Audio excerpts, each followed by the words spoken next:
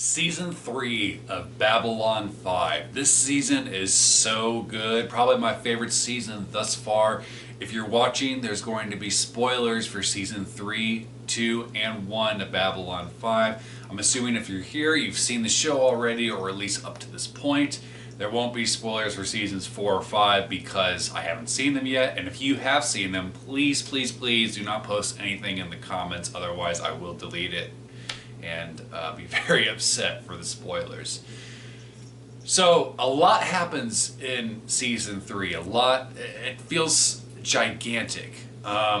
First of all, we get introduced to a new character named Marcus, who is a ranger. He has spent most of his life on Minbar. I'm not entirely sure if he was born on Minbar or grew up on Minbar, but he is very well versed in Minbari ways, as far as like language and culture and of course fighting techniques, and he's a cool addition. At first I wasn't sure like what to think of him. I was kind of like lukewarm about him, but as the season goes on, he has some really like badass moments, and he's also really funny too, and I like his interactions with Ivanova because he's really infatuated with Ivanova, and she's kind of annoyed by him in some aspects. So yeah, the Rangers get a big part in this season, and this is also when we get introduced to the White Star, which is sort of the ship. I believe the White Star gets introduced at the beginning of season 3. I could be wrong. Correct me if I'm remembering that wrong and it got introduced in season 2. But the White Star is a really cool ship that is a mishmash of Vorlon and Minbari technology, and it's basically a way for Sheridan to sort of sneak away on this ship and to go on scout missions for shadow missions. And the big thing that starts off at the beginning of this season is there is this thing called the Night Watch, which has slowly been poking its nose into Babylon 5's business. And the Night Watch, at first in season 2, kind of started out as this thing. It's like, oh, you're just going to kind of let us know if there's anything weird going on, any complaints from shop vendors or anything like that. But the Night Watch ends up becoming a wild card by President Clark to sort of take over, because the Night Watch does end up taking over Babylon 5, and it becomes this whole thing. And what I love about this is that Sheridan, how he takes back Babylon 5 is he teams up with G'Kar, and a lot of the Narns take over the security spots that are left empty by the Night Watch members that are kicked off the station. And I love that because the Narns have been really kicked down a lot the past couple of seasons because of their war with the Centauri and the Shadows. And I love that the Narn get to be security detail. I love that idea. And because I know that Londo and the Centauri probably really, really hate that. But so at this point, Babylon 5 becomes independent of Earth, because there's a lot of shit going on with Earth, and the Earth government is being a gigantic asshole, and Babylon 5 is like, you know what, you're trying to interfere with our business, and there's the whole shadow thing going on, and the shadows might even be in league with some of the Earth government. So Babylon 5 becomes independent of Earth, and in a way I think this is almost a really great thing, but it's also really risky for the characters because there's no Earth force to defend Babylon 5, so it's up to the Minbari and some of the non-aligned worlds to have Babylon 5's back, which there's a lot of really interesting political stuff. So after they get separated from Earth, there's a lot of stuff to do with investigating the shadows and figuring out what the deal is, and we find out that the shadows are weak to telepaths. And the way they find this out is that Bester is on the White Star with them at one point, and a shadow ship comes at them and then immediately turns around. So as the season goes on, there are bigger and bigger fights with the shadows, and then they supply their attack forces with psychics to jam the shadow ships, because the shadow ships are organic in nature, I guess. But it's a really cool idea to sort of even the odds. I mean, the shadows are still super powerful, but I I like that the good guys get a natural and almost well earned edge.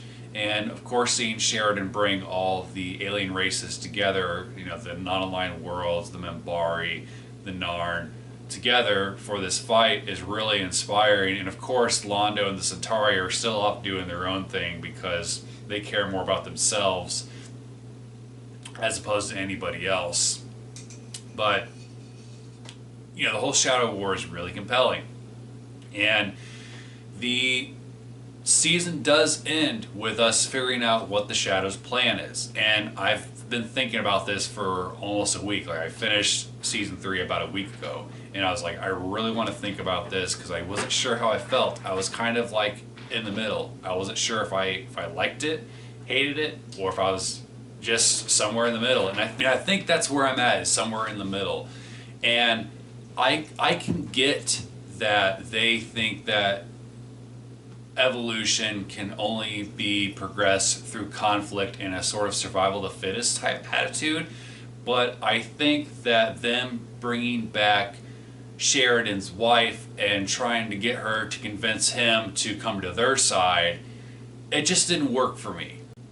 I can almost hand wave it away because I can see that the Shadows don't have the same contact with other life forms like the Vorlons do. Like, the Vorlons are still like, don't really know how to communicate, but I wouldn't see the Vorlons like trying to fool anybody in this way, whereas the Shadows, they just control everybody that they come into contact with and try to manipulate them in a forceful way. So it's like when they try to come off as friendly or welcoming, it just doesn't sound convincing. And it's like I didn't buy for a second that Sheridan would even consider siding with them.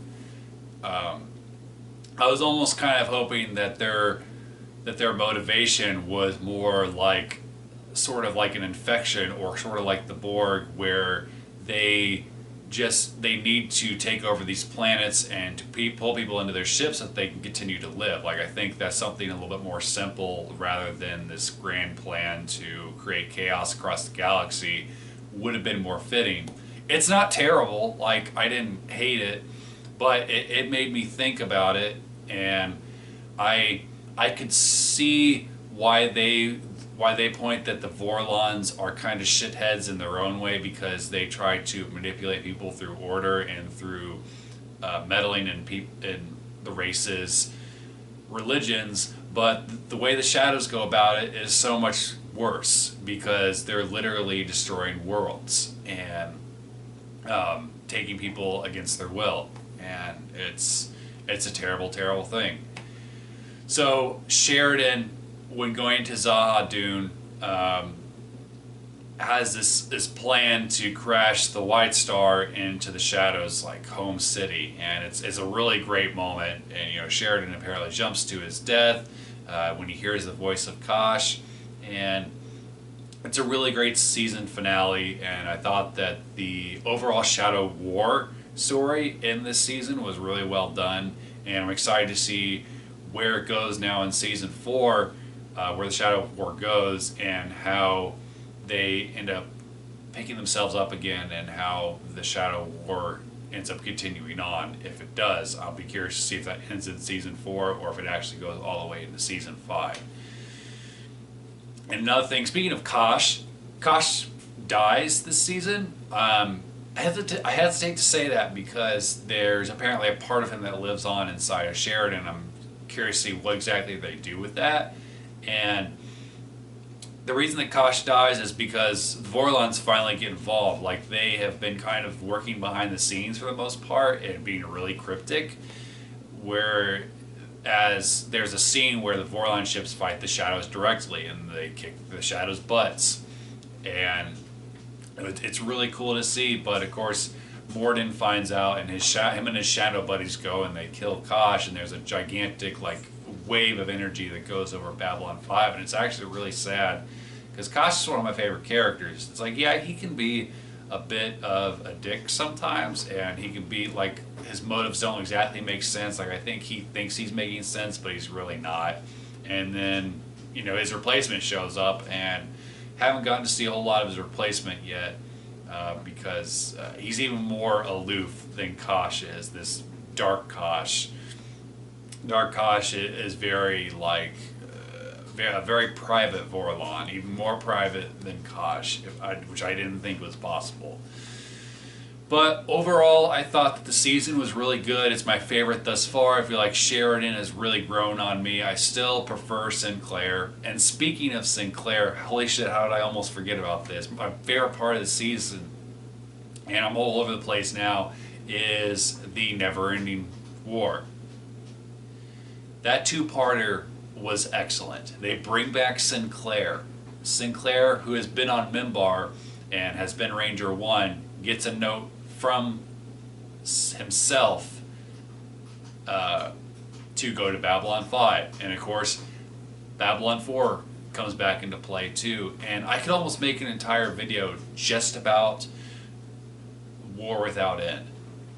I loved that two-parter. I thought having Sinclair become Valen was a really cool idea, and it's sort of a way to show back to Delenn's transformation at the beginning of season 2.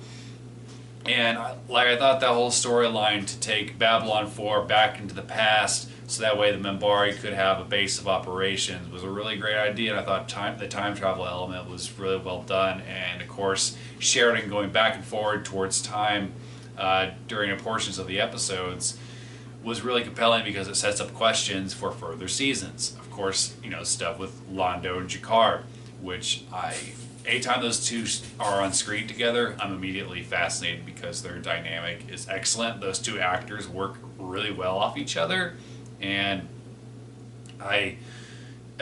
that's always my favorite part of the show is G'Kar and Londo stuff.